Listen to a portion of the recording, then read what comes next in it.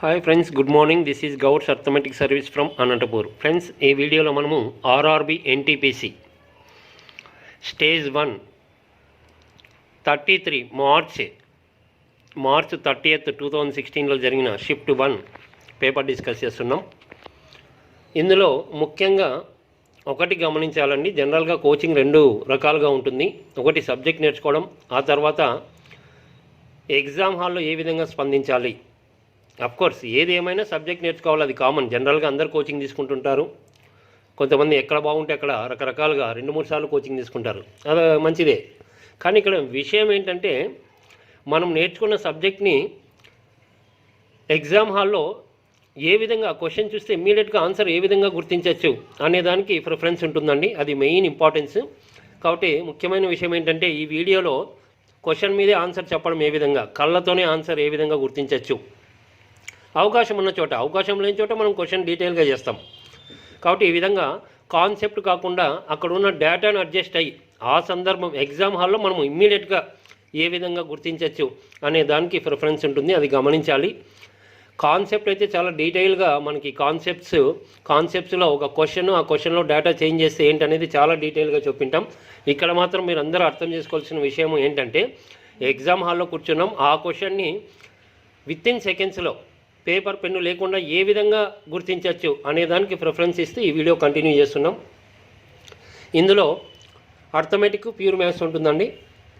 ఇందులో భాగంగా pure maths separate వీడియోలో ఉంటుందండి. ఈ వీడియోలో మనం అర్థమెటిక్ పార్ట్ 1 చెప్తున్నాం. పార్ట్ 2 మరి నెక్స్ట్ వీడియోలో కంటిన్యూ చేస్తాం. ఓకే, క్వశ్చన్స్ ఏ విధంగా ఉన్నాయి మరి గమనించండి. కారు బి యొక్క వేగము కారు ఏ యొక్క వేగానికి రెట్టింపు. కారు ఏ 1.5 గంటల్లో 90 కిలోమీటర్లు ప్రయాణించినచో కారు బి యొక్క వేగము ఎంత? ఓకే, క్వశ్చన్ గమనించారు కదండి. నేను ఆల్రెడీ చెప్పాను, క్వశ్చన్ మీదే కళ్ళతోనే సమాధానము ఏ విధంగా లక్కీగా గుర్తించవచ్చు. మీకు ప్రొసీజర్ కావాల్సి వస్తే వీడియోలోకి వెళ్ళండి. నేను ఇక్కడే క్వశ్చన్ మీదే, అంటే అవకాశం ఏ విధంగా ఉంటాయనేది మీరు గమనించాలి. మెయిన్ క్వశ్చన్లో పాజిబిలిటీస్ గమనించాలండి. ఈ పాజిబిలిటీ ఏంటంటే, ఇక్కడ రెండు కార్స్ ఉన్నాయి, ఏ అండ్ బి. మీకు అడుగుతుండేది బి యొక్క కారు అన్నప్పుడు ఏ యొక్క కారు కూడా ఆప్షన్లో ఉండొచ్చు ఏమో. మనం ఎన్నో వీడియోస్లో ఎన్నో ఎగ్జామ్ క్వశ్చన్స్ని గమనించాము. కాబట్టి చాలా సింపుల్గా కారు ఏ యొక్క వేగం ఇచ్చింటే కారు బి యొక్క వేగము రెట్టింపు. కాబట్టి ఆప్షన్స్లో బాగా గమనించండి. డబల్ ఉండే పెయిర్ తీసుకోండి. ఫస్ట్ ఆప్షన్ 60, తర్వాత డబల్ ఉండేది 120. బాగా గమనించండి. Fourth option 120. సో ఆటోమేటిక్గా అర్థమవుతా ఉంది. సో బి యొక్క వేగము రెట్టింపు ఉండాలి కాబట్టి 60, 120 ఆప్షన్స్లో కనిపిస్తున్నాయి. అంటే రెట్టింపు డబల్. ఏ వచ్చేసి 60 అనేది ఏ యొక్క స్పీడ్ అనుకుంటే, మీరు బి యొక్క స్పీడ్ 120, డబల్ ఉంది గమనించాలి. ఒకటే ఒక పెయిర్ ఉంది డబల్. ఒకవేళ 2 ఉంటే క్రాస్ చెక్ చేసుకోవాలి. కాబట్టి ఎంత సింపుల్గా మీరు దీన్ని ఆన్సర్ని గుర్తించవచ్చు అనేది మీరు గమనించాలి. ఒకవేళ మీకు డౌట్ వచ్చిందనుకోండి, అది కరెక్టా కాదా అని చెక్ చేసుకోవచ్చు. ఏంటి, ఏ యొక్క స్పీడ్ ఫస్ట్ ఆప్షన్ 60 అనుకుంటున్నారు, మరి అది కరెక్టా కాదంటే క్వశ్చన్లో ఉన్న డేటా చూడండి. 1.5 90 కిలోమీటర్లు వెళ్ళిందంట. అంటే ఏ గురించి చెప్తున్నా. మరి ఏ వచ్చేసి 60 km/h అంటే గంటకు 60 కిలోమీటర్లు. 1.5 కంటే గంటకు 60, ఇంకొక అర్ధ గంటకి 30. 60 + 30 90 సరిపోయింది డేటా. కాబట్టి ఎటువంటి ఆలోచన లేకుండా, పేపర్కు పెన్ను లేకుండా, ఈవెన్ వైట్ బోర్డు కూడా ఉపయోగించాలా, నేను కేవలం క్వశ్చన్ మీదే చెప్తున్నా, గమనించవచ్చు. ఓకే, ఇది క్వశ్చన్కి ఆన్సర్ అండి. మీరు ప్రొసీజర్ కావాల్సి వస్తే ఆ వీడియోలో చూడండి. అక్కడ కూడా కేవలం నేను క్లూస్ మాత్రమే ఇస్తాను. ఎందుకంటే మెయిన్ ఈ వీడియో టైం ఏ విధంగా సేవ్ చేయాలి అది మనకి ఇంపార్టెన్స్. ఎందుకంటే ఇది ఎగ్జామ్లో ఉన్న క్వశ్చన్స్, ఎగ్జామ్ పేపర్ కాబట్టి మీరు అది గమనించాలి. ఓకే, మొదట ఏబి 2 మనకి కార్స్ ఉన్నాయండి. ఏ గురించి ఏం చెప్పాడు, 90 కిలోమీటర్స్ని 1.5 అవర్లో జర్నీ చేస్తుందంట. అంటే ఇది నథింగ్ బట్ స్పీడ్ అండి. స్పీడ్ కంటే నేను ఎక్కడ ఫార్ములా రాయడం లేదు, చూడండి. ఈ టైంలో ఎంత దూరం వెళ్ళిందో అదే స్పీడ్. కాబట్టి ఇక్కడ 90 / 1.5 అవర్ దీన్ని మార్చుకోవాలి. ఇట్లా ఫ్రాక్షన్స్ ఉన్నప్పుడు మీరు ఇబ్బంది పడద్దండి. జస్ట్ 1.5 అవర్ ఉంది కదండి, దాన్ని డబల్ చేసేంత 3 అవర్స్. సో దీన్ని డబల్ చేసాం కాబట్టి 90ని కూడా ఆటోమేటిక్గా డబల్ చేసుకోండి, 180. ఇదంతా జస్ట్ ఉన్న అబ్జర్వేషన్తో చెప్పచ్చు. 180/3 అంటే 60 km/h. సో ఆటోమేటిక్గా ఇమ్మీడియట్గా క్యాలిక్యులేషన్ లేకుండా పెన్ను లేకుండా 60 km/h స్పీడ్ అని చెప్పచ్చు. మరి ఇది 60 km/h అన్నప్పుడు బి యొక్క స్పీడ్ ఏకి రెట్టింపు ట్వైస్ అన్నాడు కాబట్టి ఇది 60 అయితే ఇది డబల్ 120. So 120 km/h. చూడండి ఏమాత్రం టైం తీసుకోవడం లేదు. ఓకే, ఇక్కడ గమనించండి, మీకు రిజల్ట్ వచ్చింది ఆన్సర్ 120 km/h. ఇది ఎక్కడుంది చూడండి, 4th ఆప్షన్ డీలో ఉంది. అయితే మీరు 4th ఆప్షన్ అని పెట్టకూడదు, అక్కడ డి ఉంది కదా. మరి మీకు అగైన్ మరి ఆప్షన్స్ ఇస్తాడు 1 2 3 4. ఇక్కడ ఈ 1 2 3 4లో డి ఎక్కడుందో చూసుకోవాలి. డి ఇక్కడ సెకండ్ ప్లేస్లో ఉంది చూడండి. డి అంటే 4 లేదు ఇక్కడ. కాబట్టి మరీ అగైన్ మీరు ఇది జాగ్రత్త పడాలి, ఎందుకంటే మనం ఆన్సర్ చేసిన తర్వాత కూడా మిస్టేక్ చేయడానికి అవకాశం ఉంటుంది. వాంటెడ్గా ఇస్తున్నాడు ఈ ఆప్షన్స్. కాబట్టి డి ఎక్కడుందండి, సెకండ్ ఆప్షన్లో ఉంది. కాబట్టి ఈ క్వశ్చన్కి మనకి ఆన్సర్ వచ్చేసి సెకండ్ ఆప్షన్. సో ఈ విధంగా ఆప్షన్స్ దగ్గర జాగ్రత్త పడాలి. ఇంకా రిమైనింగ్ క్వశ్చన్స్ అంతా జస్ట్ మనం ఆన్సర్ని మాత్రమే గుర్తిస్తాం. మీరు మాత్రం ఫైనల్గా ఆన్సర్ సెట్ చేసేప్పుడు ఈ విధంగా గమనించాలి. ఓకే, ఒక వ్యక్తి యొక్క వేగము 3 km/h. ఇతను తన ప్రయాణంలో సగము దూరం వెళ్ళిన తర్వాత తన వేగాన్ని రెట్టింపు చేస్తాడు. ఇతను మొత్తం ప్రయాణాన్ని 5 గంటల్లో చేరుకున్నచో అతను ప్రయాణించిన మొత్తం దూరం ఎంత? ఓకే, ఇక్కడ మీరు గమనించాలి, ఇక్కడ మొత్తం ప్రయాణము ఎంత అంటున్నాడు. మెయిన్ మీరు పాజిబిలిటీస్ గమనించాలి. మొత్తం ప్రయాణంలో ఇతను 2 రకాలుగా పోయాడు, సగం దూరము మిగతా సగం దూరం. కాబట్టి ఆప్షన్స్లో మొత్తం దూరము ఇచ్చిండొచ్చు, సగం దూరము ఇచ్చిండొచ్చు. మరి సగము తర్వాత మొత్తము ఆప్షన్స్ గమనించండి. ఫస్ట్ ఆప్షన్ 20 km, తర్వాత దాంట్లో సగము 4th ఆప్షన్ 10 ఉంది. చూడండి మనకి ఎంత అనుకూలంగా ఉన్నాయి ఆప్షన్స్. కాబట్టి మీకు అర్థం చేసుకోవచ్చు, సగం దూరం 10 km అయితే మొత్తం దూరము 10 + 10 20 రెండు కనిపిస్తున్నాయి. కాబట్టి ఫస్ట్ ఆప్షన్ ఇంతకుముందు చెప్పిన క్వశ్చన్లో విధంగా. ఓకే, ఇక్కడ ఇంకొక ముఖ్యమైన విషయం ఏంటంటే ఎప్పుడు పాజిబిలిటీస్ గమనించండి. 4 ఆప్షన్స్ ఉన్నాయి. డిస్టెన్స్ గురించి 3 రకాలుగా చెప్పచ్చండి. మెయిన్ ఇది బాగా అలవాటు పడాలి. ఏంటంటే మొదట సగ దూరము, తర్వాత మొత్తం దూరము. ఇంకొక విషయం ఏంటంటే మధ్యలో అతను తన వేగాన్ని మార్చాడు. మార్చకుండా ఉంటే ఏంటనేది కూడా, అంటే మధ్యలో అతను తన వేగాన్ని రెట్టింపు చేశాడు. అది లేకపోతే మామూలు స్పీడ్తోనే ఎంత దూరం వెళ్తాడో అది కూడా ఉండొచ్చు. సో ఎంత సింపుల్ అంటే మీరు మామూలు గమనించండి, మధ్యలో తన స్పీడ్ని డబల్ చేశాడు, అదంతా పక్కన పెట్టండి. మామూలు ఒరిజినల్ స్పీడ్ ఎంత, 3 km/h, గంటకి 3 కిలోమీటర్లు. మొత్తం ప్రయాణం చేసిండేది అంటే మధ్యలో మార్చిండేది వదిలేసేయండి.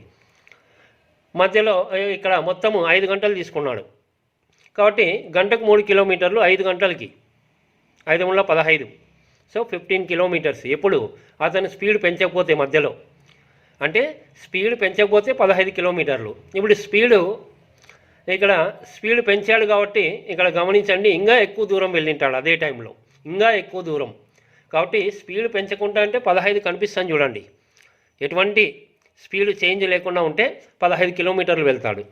అయితే మధ్యలో స్పీడ్ ఎక్కువ పెంచాడు కాబట్టి ఇంకా ఎక్కువ దూరం వెళ్ళాడు. సో 15 కన్నా ఎక్కువ ఉన్న ఆప్షను ఒకటే ఉంది చూడండి, 20. సో ఈ విధంగా చాలా ఈజీగా గమనించవచ్చు. ఫస్ట్లో కొత్తగా ఏంటి అనిపించవచ్చు, కానీ మీరు కావాల్సిన ప్రొసీజర్ వీడియో చూడొచ్చు, అక్కడ కూడా క్లూ మాత్రమే ఇస్తా. ఇక్కడ ఈజీగా చెప్పచ్చు. గమనించండి, చూడండి ఎంత మనకి ఎగ్జామ్లో ఉన్న క్వశ్చన్స్ని కళ్ళకు కట్టినట్టు కనిపిస్తున్నాయి. కళ్ళతోనే సమాధానాలు, అందుకే మనం చెప్తుండేది. సో ఇక్కడ ఒక చిన్న ఎక్కువ మనము పిట్టకథలు ఇవన్నీ చెప్పామండి, కాకపోతే ఇక్కడ సందర్భం వచ్చింది కాబట్టి ఒక ముఖ్యమైన విషయం చెప్తున్నా. జనరల్గా సరదాగా తీసుకోండి. జనరల్గా పురాణాల్లో తెలిసే ఉంటుంది అందరికీ, ఇది ఒక పోటీ పెట్టుకుంటారు, ఒక పందెం. ఎవరు? వినాయకుడు, సుబ్రహ్మణ్యం స్వామి. వాళ్ళ తండ్రి చెప్తాడు, శివపార్వతులు ఈ విధంగా చెప్తారు, ప్రపంచాన్ని ఎవరు ముందు చుట్టేసుకొని వస్తారని వాళ్ళకు ఒక పోటీ పెడతారన్నమాట.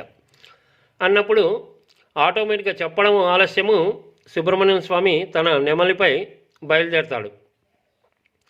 మరి వినాయకుడు మాత్రము అంత దూరం వెళ్ళలేడు.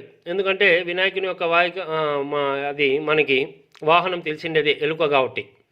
అతను నెమలి కాబట్టి స్పీడ్గా వెళ్ళిపోతాడు. కాబట్టి ఇతను కేవలం వాళ్ళ తల్లిదండ్రుల చుట్టూ 3 రౌండ్లు వేసేస్తాడు. అదేంటి నాన్న నువ్వు వెళ్ళలేదంటే నాకు ప్రపంచము తల్లి తండ్రి అని చెప్తాడనమాట.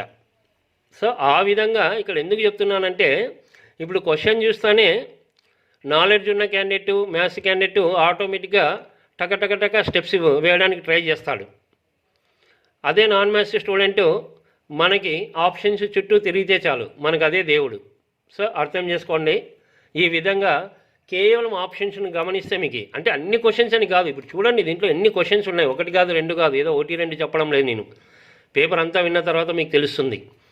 కాబట్టి లక్కీ టిప్స్ని ఏ విధంగా చేయొచ్చు, క్వశ్చన్ ఈజీ కదా అనుకోవచ్చు, క్వశ్చన్ డిఫరెంట్గా ఉన్నప్పుడు కూడా లక్కీ టిప్స్ని మనం చెప్తున్నాము. అందుకే ఇలా అన్ని క్వశ్చన్ పేపర్లో అన్ని క్వశ్చన్లు ఇలా ఉండాల్సిన అవసరం లేదు. ఒక 5-6 క్వశ్చన్లు ఉన్నా ఎంతో టైం సేవ్ అవుతుంది. కానీ ఇక్కడ గమనించండి ఎన్ని క్వశ్చన్స్ మీరు ఇలా పెన్ను పేపర్ లేకుండా ఆన్సర్ సెలెక్ట్ చేయొచ్చని. Okay, thank you. ఓకే, ఇక్కడ ప్రొసీజర్ అయితే మాత్రము ప్రొసీజర్ కూడా సింగిల్ స్టెప్ అండి. మీరు క్లూ ఇస్తా అంతే, ఆల్రెడీ చెప్పాను. ప్రొసీజర్ క్లూ ఇస్తాను ఎందుకంటే క్వశ్చన్ మీదే మనం ఆన్సర్ చెప్తున్నాము, అది ముఖ్యంగా గమనించాలి. టోటల్ టైం మొత్తం జర్నీకి 5 hours తీసుకున్నాడు. దాన్ని 2 భాగాలుగా వెళ్ళాడు. First half of the distance ఒక స్పీడ్తో వెళ్ళాడు, నెక్స్ట్ మిగిలిన హాఫ్ ఆఫ్ ద డిస్టెన్స్ ఇంకొక స్పీడ్తో వెళ్ళాడు. కాబట్టి మనకు తెలిసిండేది total journey 5 hours. First half of the distance, time అంటే తెలుసు, డిస్టెన్స్ బై స్పీడ్ అని. సో మొదట డిస్టెన్స్ ఎంత అండి, half of the distance, actual speed 3 km/h.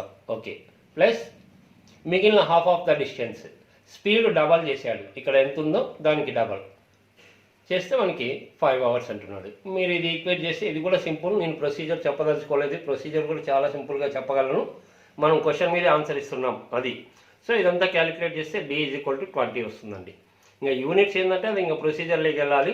So already 20 km అని ఉంది మనకి. ఓకే, క్వశ్చన్ కంప్లీట్ అయింది. లేదా ఆప్షన్స్లో మీకు డౌట్ వచ్చినప్పుడు, ఇంతకుముందు ఆప్షన్ మీద చెప్పాం కదండి, ఆప్షన్లో డౌట్ వచ్చినప్పుడు దాన్ని కూడా మీరు క్రాస్ చెక్ చేసుకోవచ్చు. ఒకవేళ ఎలాగంటే టోటల్ మనకి 5 hours కదండి, హాఫ్ ఆఫ్ ద డిస్టెన్స్ ఆప్షన్స్లో హాఫ్ ఆఫ్ ద డిస్టెన్స్ ఇవ్వచ్చు, టోటల్ డిస్టెన్స్ ఇవ్వచ్చు అని మనం స్టార్టింగే చెప్పాము క్వశ్చన్ మీదే. కాబట్టి హాఫ్ ఆఫ్ ద డిస్టెన్స్ 10, ఇది 3 అనుకుంటే ఇచ్చాడు 3, 10/3. ఇంకొక హాఫ్ ఆఫ్ ద డిస్టెన్స్ 10/6 చేస్తే టోటల్ 5 hours రావాలి. ఇది క్యాలిక్యులేట్ చేయండి. ఇది క్యాలిక్యులేట్ చేయడం చాలా సింపుల్. చూడండి, డినామినేటర్ 6 కదా, ఇది కూడా 6 అనుకోవచ్చు మీరు, డబల్. మరి ఇది డబల్ అయినప్పుడు ఆటోమేటిక్ ఇది కూడా డబల్ అవుతుంది. క్యాన్సిల్ చేస్తే 10/3ని. కాబట్టి 20/6 + 10/6 అంటే టోటల్ 20 + 10 30. LCM 6, 30/6 అంటే 5. ఓకే, కరెక్టే. కాబట్టి పెన్ను లేకుండా మీరు క్వశ్చన్ మీదే సబ్స్టిట్యూట్ చేసుకొని కూడా చెప్పచ్చు. ప్రొసీజర్ అయితే డీటెయిల్గా ఇది చూడండి. ఏది ఏమైనా వితిన్ సెకండ్స్లో క్వశ్చన్ చదవడం ఆలస్యం, మనం ఆన్సర్ గుర్తించామనేది మీరు గుర్తుపెట్టుకోవాలి. ఓకే, ఎస్ మరియు టీలు ఒక పనిని 50 రోజుల్లో పూర్తి చేయగలరు. వారిద్దరూ కలిసి ఆ పనిని 20 రోజులు చేసిన తర్వాత విరమించుకున్నారు. అయితే మిగిలిన పని ఎంత ఉండును? ఓకే, క్వశ్చన్ మీదే రిజల్ట్ అండి. వాళ్ళిద్దరూ మొత్తం వర్క్ని ఎన్ని రోజుల్లో చేయగలరు? 50 రోజుల్లో. చేసిండేది 20 రోజుల్లో. ఆ జీరోలు తీసేసేయండి, ఎందుకు మనకి ఆప్షన్స్ చూస్తేనే ఎంత భాగం పని మిగిలింది అంటున్నాడు. కాబట్టి చాలా ఈజీగా మీరు గమనించండి. 5 రోజుల్లో చేయగలరు అనుకోండి, 50ని 5 అనుకోండి, చేసిండేది 20 అంటే 2 అనుకోండి. అంటే పూర్తి పని 5 రోజుల్లో చేయగలరు, 2 రోజులే చేసి వదిలిపోయారు. అంటే ఇంకెంత 3 రోజులు మిగిలి ఉంటుంది, 3 రోజుల పని మిగిలి ఉంటుంది. ఆల్రెడీ ఆప్షన్స్ చూడండి, 3 అనేది ఉంది. సో మిగిలిన పని 3 రోజులు అండి, అవుట్ ఆఫ్ టోటల్ వర్క్ 5 రోజులు. సో 3/5 అని చాలా స్పష్టంగా ఫస్ట్ ఆప్షన్ చాలా ఈజీగా గుర్తించవచ్చు. ఓకే, P ఒక పనిని 10 రోజుల్లో, అదేవిధంగా Q 15 రోజుల్లో పూర్తి చేయగలరు. వారిద్దరూ కలిసి 5 రోజులు పని చేశారు. అయితే వారు పూర్తి చేసిన పని ఎంత? ఓకే, ఇక్కడ కూడా గమనించండి, ఇద్దరు కలిసి 5 రోజులు చేశారు. కాబట్టి ఫస్ట్ P ఎంత చేశాడంటే అర్థమైపోతుంది. ఇద్దరు 5 రోజులు అంటే 5 రోజులు P చేశాడు, 5 రోజులు Q చేశాడు. కాబట్టి జనరల్గా P 5 రోజులు చేశాడండి చేసిన పని. మామూలుగా అయితే P 10 రోజుల్లో చేయగలడు. కాబట్టి అక్కడే అర్థమైపోతుంది మనకి, హాఫ్ వర్క్ చేశాడు. P హాఫ్ వర్క్ చేశాడు, అది మైండ్లో పెట్టుకోండి. లేదా ఆల్రెడీ హాఫ్ వర్క్ అక్కడ ఫస్ట్ ఆప్షన్లో ఉంది చూడండి, హాఫ్ వర్క్ ఏ చేశాడు. మరి అదేవిధంగా ఏ కాదు P తర్వాత క్యూ జనరల్గా ఇతను కూడా 5 రోజులు చేసినట్టే, ఇద్దరు కలిసి 5 రోజులు అంటే పి 5 రోజులు క్యూ 5 రోజులు. సో క్యూ 5 రోజుల్లో ఎంత పని చేసింటాడంటే క్యూ ఎన్ని రోజుల్లో పూర్తి చేయగలడు? 15 రోజుల్లో. సో 5/15 అంటే 1/3 వర్క్ చేశాడు. ఇది కూడా మర్చిపోకుండా ఏ ఆప్షన్ కూడా సిలో ఉంది చూడండి. అంటే ఫైనల్ ఆన్సర్ కాదు. ఏ చేసిన వర్క్ అక్కడే కనిపిస్తుంది, పి చేసిన వర్క్ అక్కడే కనిపిస్తుంది, క్యూ చేసిన వర్క్ కనిపిస్తుంది. కాబట్టి పి ప్లస్ క్యూ 1/2 + 1/3. 1/2 + 1/3 అంటే ఆలోచన లేకుండా అక్కడ 5/6 అని చెప్పచ్చు. కేవలము ఎల్సిఎం చూడండి, 1/2 1/3, 2 3 6. సో అంత ఈజీగా చెప్పచ్చు. లేదా ఒకటి క్వశ్చన్ గమనిస్తేనే చూడండి, ఇద్దరు చేసిండేది 5 days, టోటల్ 5 days చేశారు ఇద్దరు కలిసి. కాబట్టి ఎంత భాగం ఉంటుందంటే ఆ 5 ఆల్రెడీ కనిపిస్తాను చూడండి మీకు ఆప్షన్స్లో. చేసిండేది 5 days, ఇంకా టోటల్ వర్క్ అదనేది ఆటోమేటిక్గా ఎలా మారుతుంది అనేది అది ప్రాసెస్లో ఉంటుంది. కాబట్టి అంత ఈజీగా కళ్ళకు కట్టినట్టు ఆప్షన్ కనిపిస్తుంది, అది గమనించాలి. ఓకే క్వశ్చన్ అంతా చదివిన తర్వాత ఇద్దరు కలిసి 5 రోజులు చేశారండి. మరి 5 రోజుల్లో ఎంతవరకు కంప్లీట్ అయి ఉంటుంది అంటే చూడండి, పి 5 రోజులు చేసినట్టు యాక్చువల్గా మొత్తం వర్క్ 10 రోజుల్లో చేయగలడు. ఓకే, మరి ఇది ఎంతవరకు చేసినట్టు? హాఫ్ వర్క్ చేసినట్టు చూడండి. తర్వాత క్యూ కూడా 5 రోజులు చేసినట్టు. ఇద్దరు కలిసి 5 రోజులు చేసినారంటే 5 రోజులు పి చేశాడు, అదే 5 రోజులు క్యూ కూడా చేశాడు. మరి క్యూ టోటల్ 15 daysలో చేయగలడు, అంటే ఇది 1/3 వర్క్.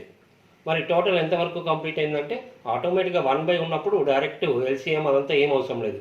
2 + 3 5, 2 3 6, 5/6 వరకు కంప్లీట్ అయింది. ఒకవేళ మిగిలిన వర్క్ అడిగాడు అనుకోండి, మిగిలిన వర్క్ అంటే టోటల్ 6లో 5 పోతే 1/6. అది కూడా గమనించాలి మీరు. మిగిలిన వర్క్ అడిగితే టోటల్ 6 partsలో 5 parts అయిపోయింది. కాబట్టి 6 partsలో 6లో 5 పోతే 1 part ఉంటుంది.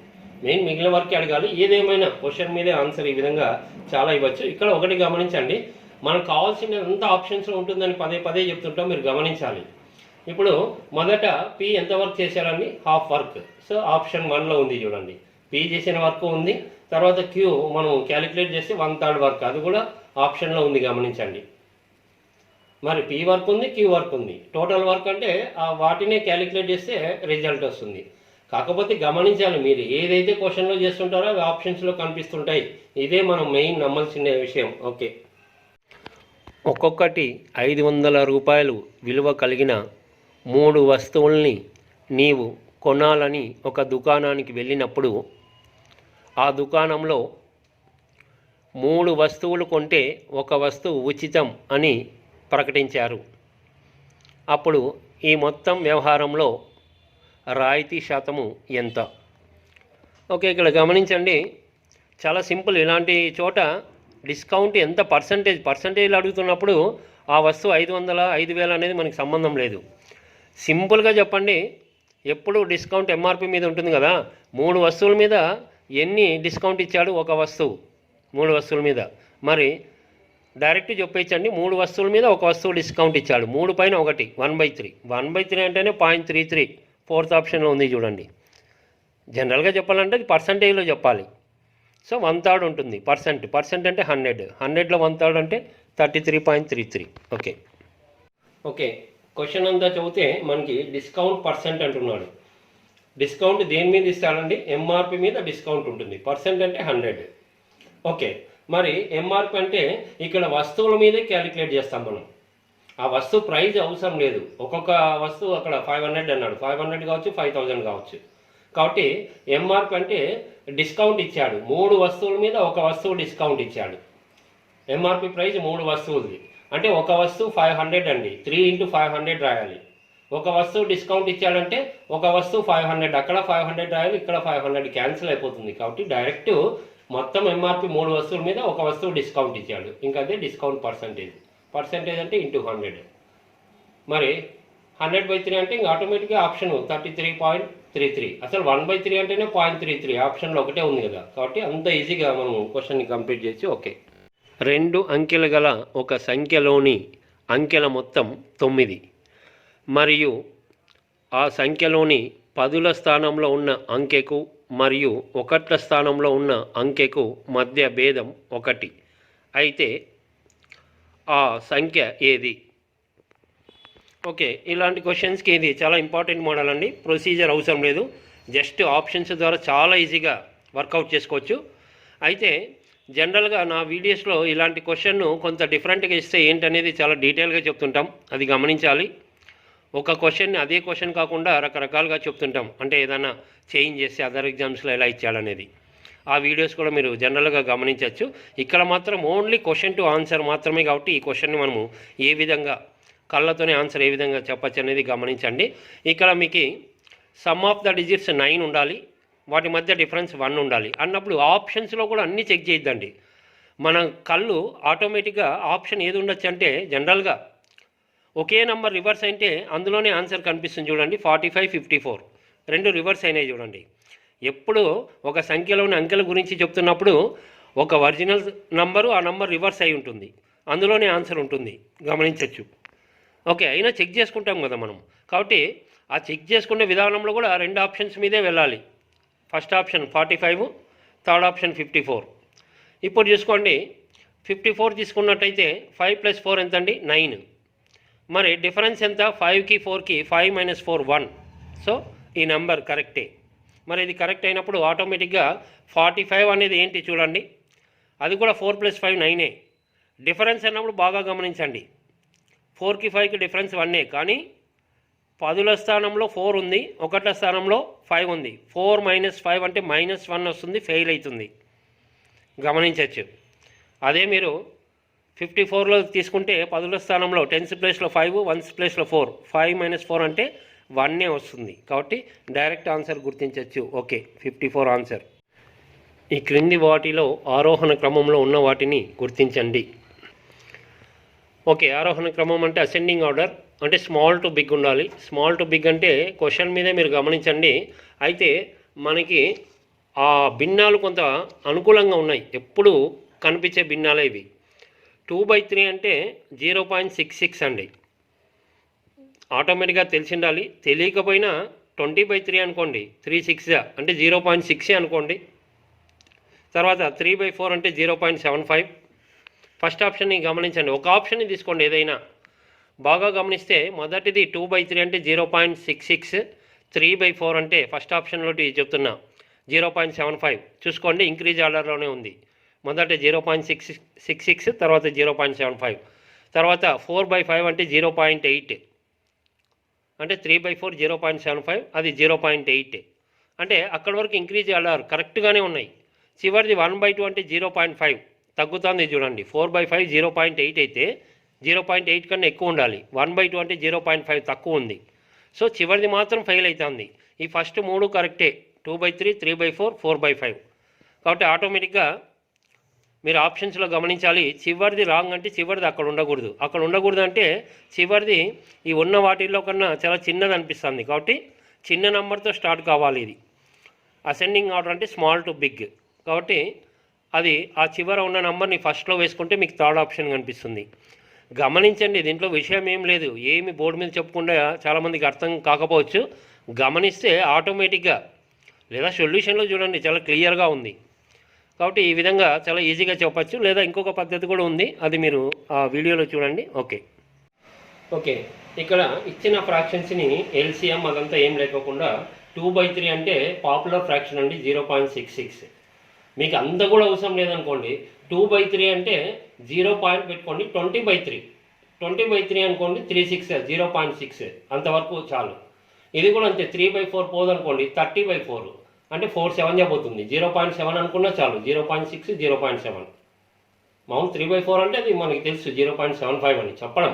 4/5 అనుకోండి, 40 పెట్టుకోండి, 40 పెట్టుకుంటే 5/8, 0.8 పెట్టుకున్నా చాలు.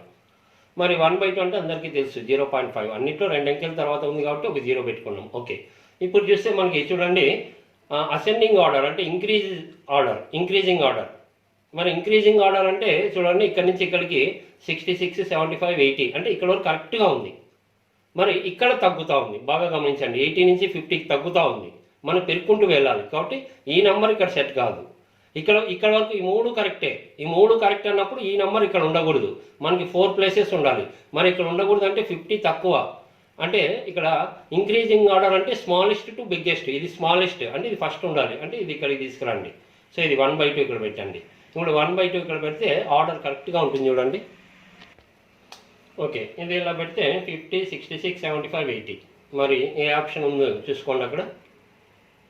ఆ విధంగా ఈజీగా చెప్పేయచ్చు. లేదు ఒకవేళ మీకు ఇక్కడ ఇంకొక అడ్వాంటేజ్ అండి, ఇప్పుడు ఈ ఫ్రాక్షన్స్ మనకి చాలా అనుకూలంగా ఉన్నాయి, ఎవరైనా ఇమ్మీడియట్గా డెసిమల్ పెట్టచ్చు.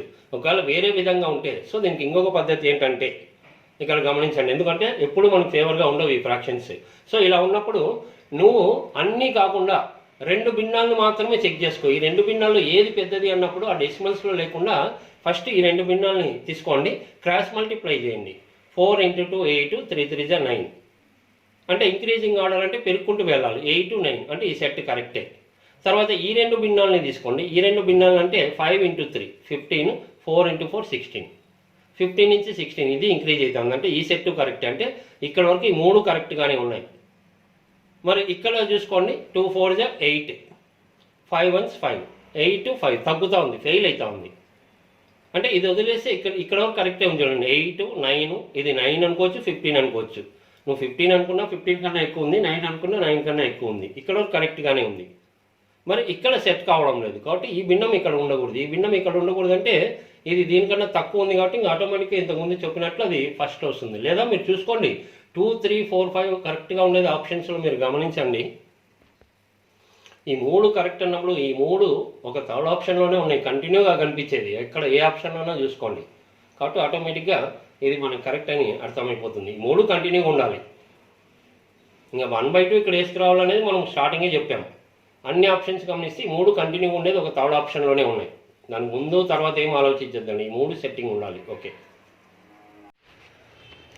280 మరియు 144 యొక్క గరిష్ట సామాన్య భాజకం.